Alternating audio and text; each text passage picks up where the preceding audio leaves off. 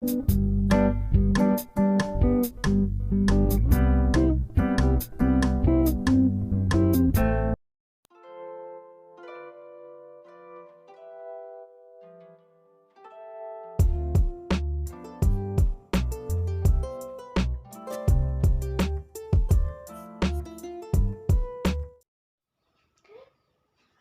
assalamualaikum warahmatullahi wabarakatuh. Halo bestline semua, bestie online.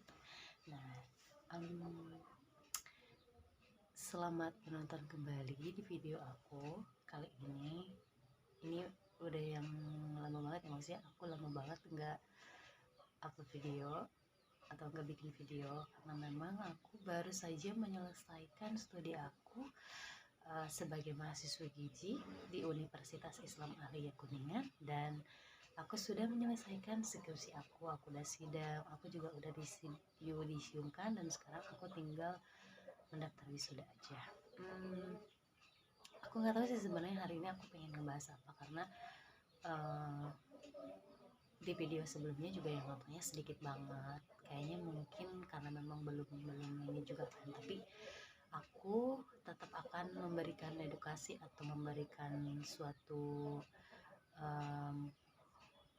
pengetahuan terkait dengan kegigian kepada teman-teman baseline semua, karena memang aku berharap bahwa ilmu yang sudah aku pelajari selama ini di bangku kuliah itu bisa bermanfaat untuk semuanya ya, yang minimal yang bisa menonton video ini atau saya sendiri sebagai seorang mahasiswi gizi gitu. Dan pada kesempatan kali ini mohon maaf ya kalau misalnya suaranya nggak terlalu jelas atau mungkin ada suara ayam atau apa, karena memang ini kualitasnya masih sangat jauh di bawah standar sih sebetulnya, tapi nggak apa-apa ya. Oke.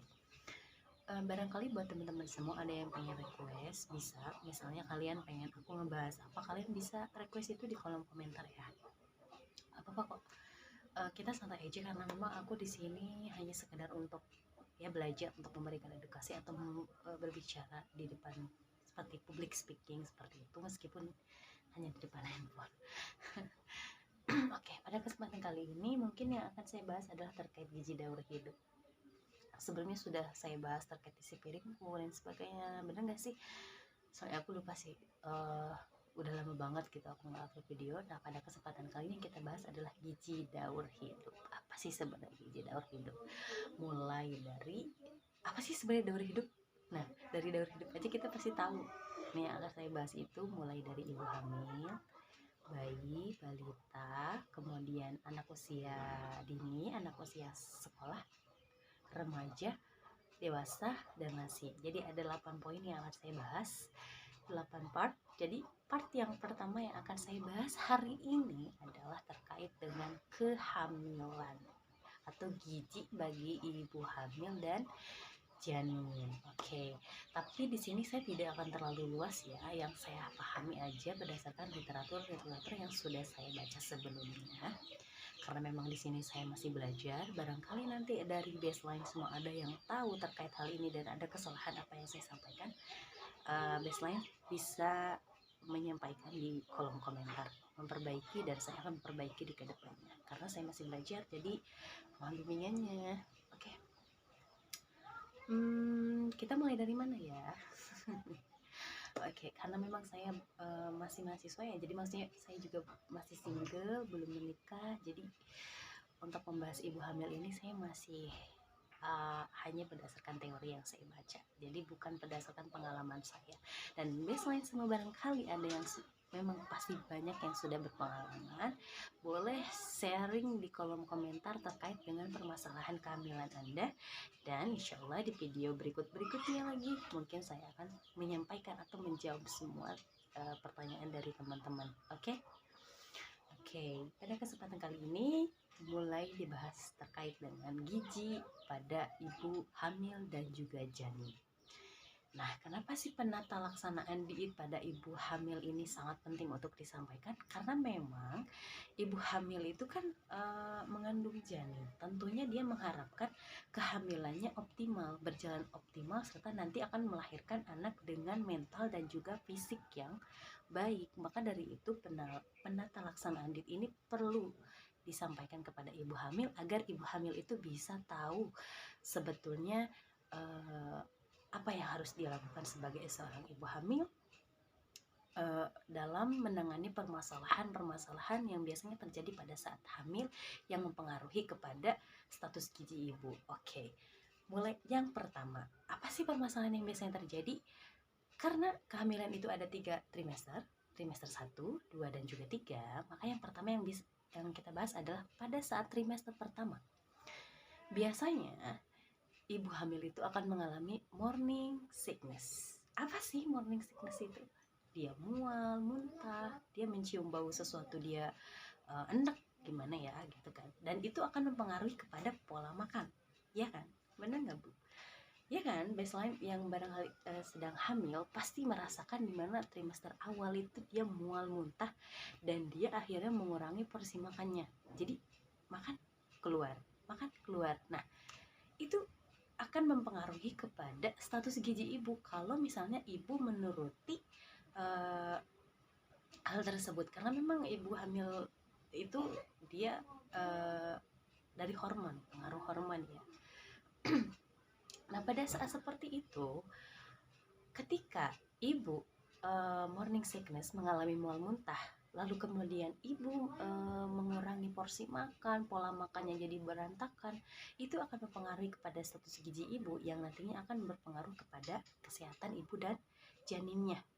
Maka dari itu, di sini saya ingin memberikan solusi gimana caranya supaya ibu sebagai seorang yang sedang hamil di trimester pertama, ketika sedang morning sickness atau mengalami morning sickness di bulan-bulan tersebut, di minggu-minggu tersebut, solusinya adalah makan sesering mungkin, porsi kecil tapi sering. Nah gitu, jadi jangan pas sekali makan langsung banyak, jangan, tetapi porsinya kecil. Namun ibu harus makan dengan pola yang cukup sering dibandingkan dengan sebelum hamil, seperti itu. Karena pada saat mual kan masuk keluar. Nah, ibu jangan membiarkan diri ibu lapar hanya karena ibu nanti mual gitu. Jangan seperti itu, tetapi makanlah dengan porsi kecil tetapi sering. Oke, gitu ya. Nah, kemudian di sini untuk trimester berikutnya, permasalahan yang biasanya muncul itu adalah anemia atau kekurangan zat besi. Biasanya itu terjadi karena memang ibunya kurang mengkonsumsi tablet Fe atau dari makanannya kurang asupan zat besi, baik dari makanan ataupun dari tablet Fe yang biasanya diberikan oleh petugas ahli gizi yang biasanya memantau di setiap posyandu memberikan tablet Fe. Karena biasanya ibu-ibu itu ada yang tidak mengkonsumsi tablet Fe, bandel gitu ibaratnya, karena memang ada beberapa alasan. Nah, jadi untuk hal ini untuk tablet Fe yang diberikan kepada ibu, saya sempat praktekkan di Rumah Sakit 45. Waktu itu saya memberikan edukasi kepada ibu hamil yang baru melahirkan di sana.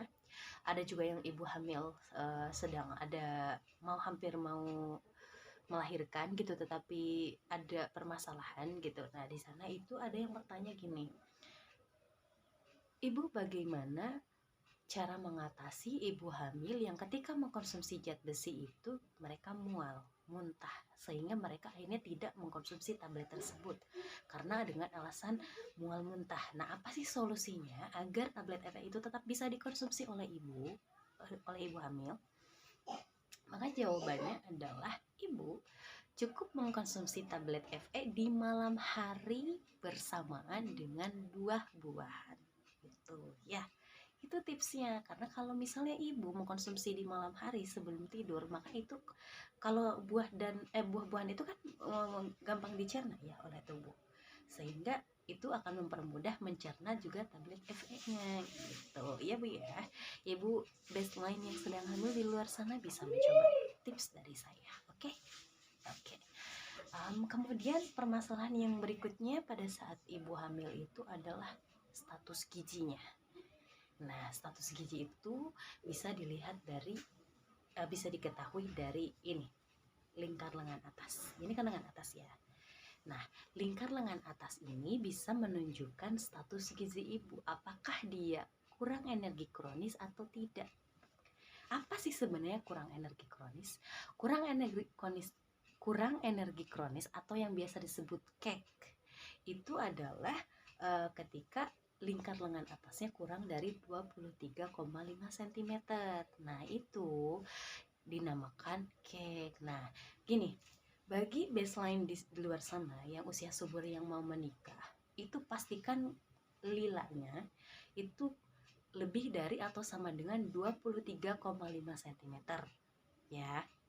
Karena itu akan mempengaruhi kepada kesehatan ibu dan janin pada saat hamil nanti. Itu kan cadangan lemak. Jadi status gizi ibu, karena kalau misalnya ibu dengan kondisi cake dengan gilanya yang kurang dari 23,5, itu kan biasanya pada saat di posyandu itu diberikan edukasi atau makanan tambahan, benar nggak? PMT, pemberian makanan tambahan, entah itu biskuit atau apa untuk ibu hamil, ya kan? Itu karena kalau yang cake itu, kalau status gizinya cake itu bisa mempengaruhi kepada 3 poin: kesehatan ibunya, persalinannya, dan juga janinnya. Kalau ke kesehatan ibu bisa mudah terkena infeksi, ya, sakit-sakitan. Itu bisa mempengaruhi kepada kesehatan janin. Kemudian persalinannya bisa mengalami pendarahan di dalam, atau persalinannya bisa sesar gitu. Kemudian berikutnya di janin itu bisa menyebabkan yang namanya keguguran. Kemudian nanti kalau misalnya janin ini memang berhasil lahir, kemudian itu bisa menyebabkan yang namanya BBLR atau berat bayi lahir rendah. Jadi berat badannya itu kurang dari 2,5 kg gitu. Jadi ibu pastikan sebelum hamil ibu harus gencar-gencar asupan zat gizi. Jangan ada yang namanya diet, terkecuali kalau memang ada penyakit tertentu ya. Jadi buat baseline di luar sana yang masih usia subur yang akan melakukan pernikahan, itu pastikan teman-teman harus gencar-gencar asupan zat gizi. Jadi jangan diet, oke? Karena mungkin nanti saya akan bahas juga diet itu apa dan bagaimana sih panduan diet atau cara diet agar berhasil, oke? Jadi 3 permasalahan ibu hamil, mulai dari morning sickness, kemudian anemia, cake. Nah, mungkin yang akan saya sampaikan cuma 3 dulu ya. Jadi saya perlu belajar lagi dari literatur selanjutnya. Barangkali dari teman-teman ada yang mau bertanya terkait dengan bagaimana sedang hamil itu seperti apa, permasalahannya dari segi makanan kah atau apa. Teman-teman boleh isi di kolom komentar ya. Dan barangkali teman-teman pengen request, pengen ngebahas apa dari saya siap insya Allah di video-video selanjutnya. Terima kasih buat teman-teman semua, terima kasih buat baseline semua yang udah menonton video ini. Semoga apa yang saya sampaikan bermanfaat dan segala kekurangannya mohon dimaafkan karena saya masih belajar. Terima kasih, semoga bermanfaat. Assalamualaikum warahmatullahi wabarakatuh. Bye bye.